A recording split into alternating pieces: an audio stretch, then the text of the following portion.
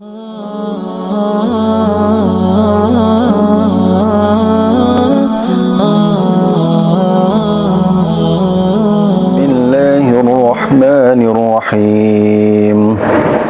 Alhamdulillahilladzi anzala ala 'abdihil kitaba wa lam yaj'al lahu 'iwaja qayyiman liyunzira ba'san shadidan min ladunhu wa yubashshiral mu'minina alladhina ya'maluna as-salihati anna lahum ajran hasana ماكثين فيه أبدا وينذر الذين قالوا اتخذ الله ولدا ما لهم به من علم ولا لآبائهم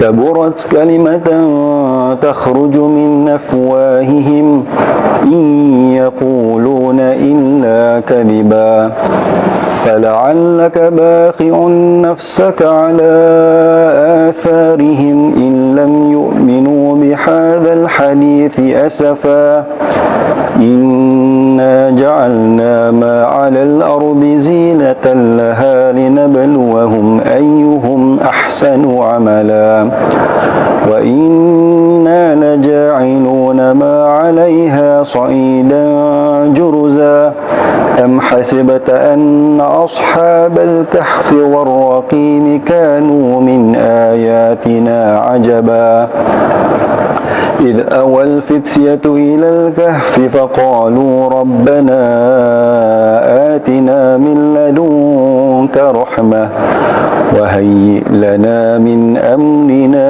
رشدا. Assalamualaikum warahmatullahi taala wabarakatuh. Jadi sebentar tadi kita baru memperdengarkan bacaan surah Al-Kahfi ayat 1 sehingga 10, dan selepas ini kita akan sambung pula ayat 10 yang terakhir, dari mana surah Al-Kahfi ini adalah salah satu surah yang diberi penekanan oleh baginda Rasulullah SAW untuk umat Islam selalu membaca, mengulangi pembacaannya di setiap pada hari Jumaat.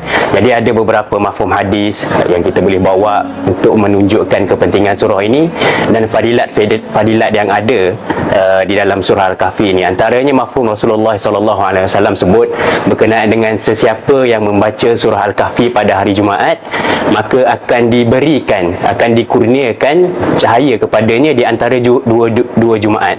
Maksudnya pada Jumaat awal yang kita baca sehinggalah pada Jumaat yang akan datang nanti. Dan kemudiannya ada juga mafhum hadis dari Rasulullah SAW berkenaan dengan kepentingan ataupun fadilat yang ada pada surah ini adalah berkenaan dengan terhindarnya umat Islam dari fitnah ujian Dajjal pada masa akan datang nanti. Jadi memang diberitahu secara khusus oleh Rasulullah berkenaan dengan ayat yang akan menghindarkan kita daripada fitnah Dajjal ataupun ujian Dajjal ni adalah 10 ayat yang terawal dan juga pada 10 ayat yang terakhir. Jadi keutamaan surah Al-Kahfi di dalam agama kita adalah besar.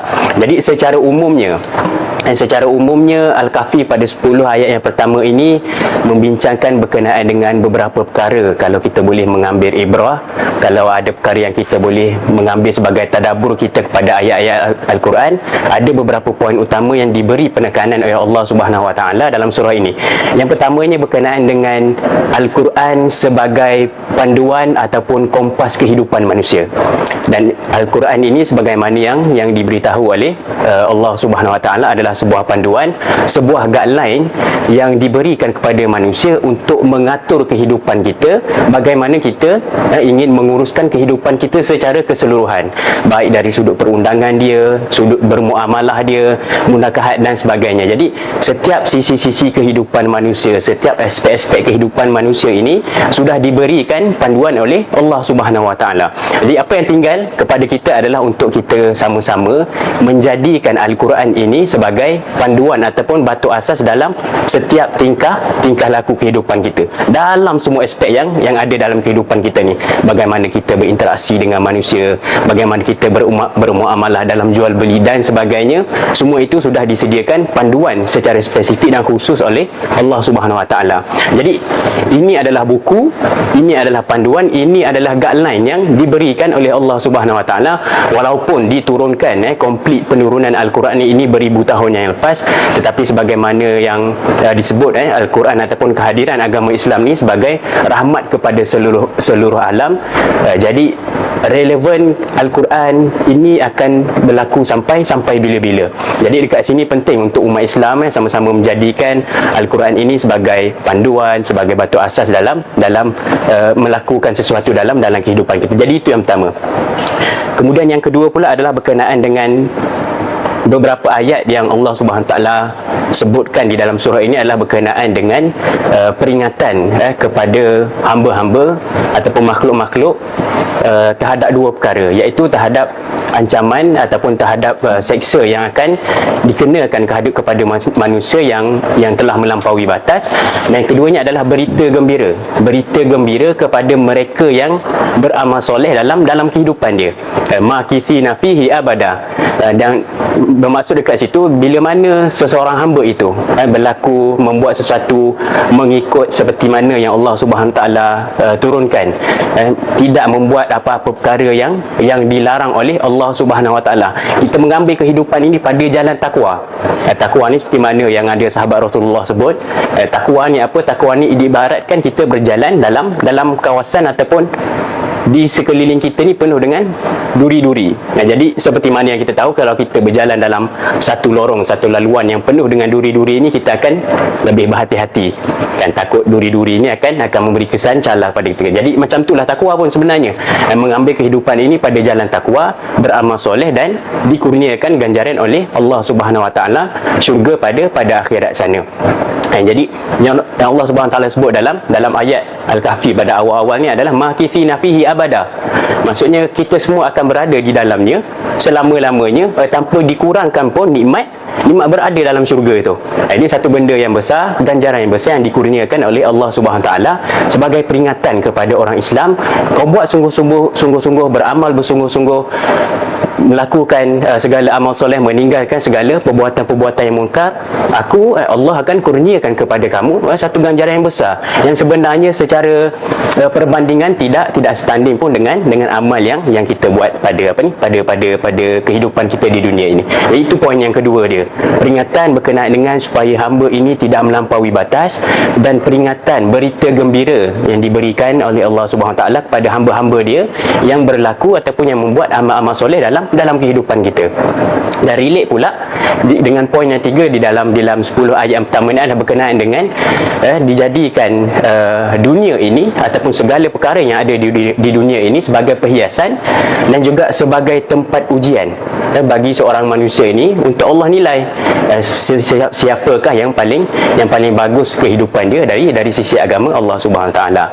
Dan disebut dalam ni, inna ja'alna ma'alal ardi zinatan laha linabluwahum ayyuhum ahsanu amala. Jadi kehidupan kita, seluruh kehidupan kita dari lahir kita sehingga mati kita, dan seluruh aktiviti yang ada di sekeliling kehidupan kita ini, yang kita menjadi orbit kehidupan ini, semua itu disediakan ataupun diciptakan oleh Allah Subhanahu Taala. Sebuah kehidupan ini tidak lain tidak bukan adalah Allah untuk menguji kita, menjadi pentas ujian kepada kehidupan kita.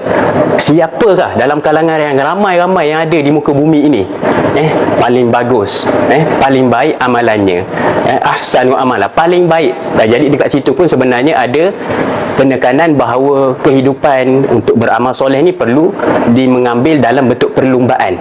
Itu yang setengah ulama disebut, kalau ada satu penulis buku Sibak Nahwal Jinan, dia sebut Dr. Khalid Abu Shadi, bagaimana kita mengambil kehidupan dan berlaku amal soleh ni adalah mengambil dia dalam adalah bentuk perlumbaan. Masing-masing berlumba siapakah yang akan menjadi lebih baik, berbanding orang lain.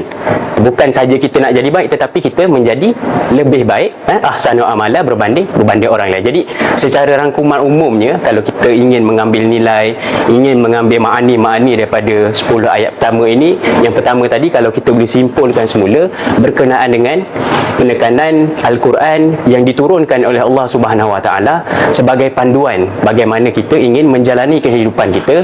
Dan di situ juga Allah Subhanahu Wa Taala mengingatkan kita berkenaan dengan apakah balasan jika kita berlaku zalim dan tidak mengambil apa yang diturunkan oleh Allah Subhanahu Wa Taala ni dan tidak mengaplikasikan dalam kehidupan. Dan keduanya, apakah kelebihan ganjaran yang Allah Subhanahu Wa Taala akan kurniakan kepada kita sekiranya kita berlaku dan berbuat amal soleh. Dan ketiganya adalah berkenaan dengan memahami hakikat kehidupan kita ni sebenarnya adalah satu ujian sahaja dan tidak lebih daripada itu. Jadi dekat situ, kalau ujian ni, kalau kita mengambil secara sungguh-sungguh, mengambil ujian ni dalam konteks perlumbaan, jadi sudah semestinya kita akan membuat sehabis baik. Okey?